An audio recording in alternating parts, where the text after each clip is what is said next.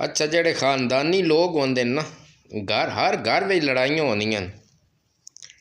कोई घर नहीं जिथे लड़ाइयां ना होंदियां खानदाना विच होंदियां कौमां विच होंदियां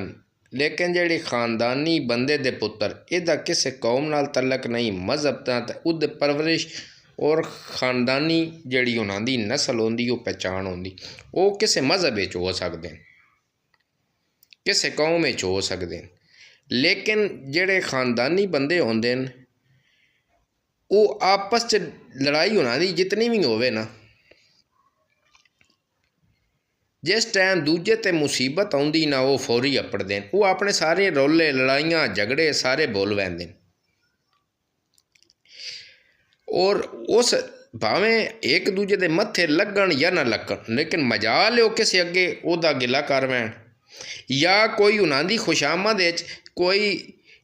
दूजे दा गिला दूजे कोल एक दा गिला दूजे कोल करे किसी दी जरूरत नहीं होंदी। सलमान खान आमिर खान शाहरुख खान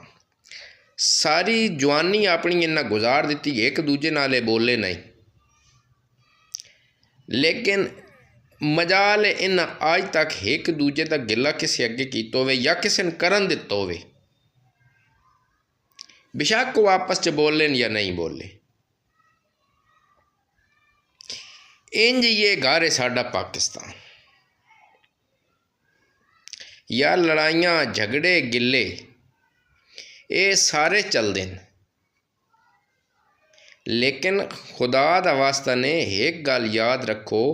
जिस टाइम पाकिस्तान दी जिस टाइम गल आउंदी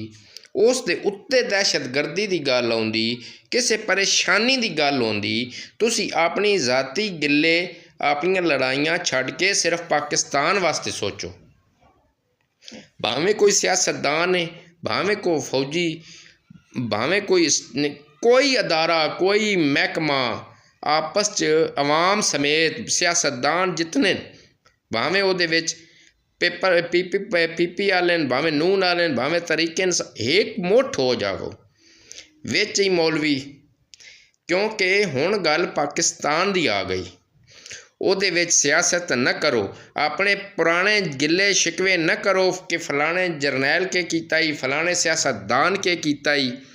यार ये मुल्क दुश्मनी नहीं ये तुहाडी बदनस्ली होने का करदार है तुसी बदनस्ल अपने आप नूं दस रहे हो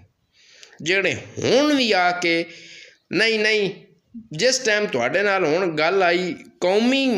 इतिहाद की गल आउंदी उस वेले तुसी अपने रोने लैके बह पैंदे हो मेरे नाल ऐ होया ही मेरे नाल ऐ होया ही फलाने जरनल ऐ कीता ही फलाने सियासतदान ना यार खुदा दा वास्ते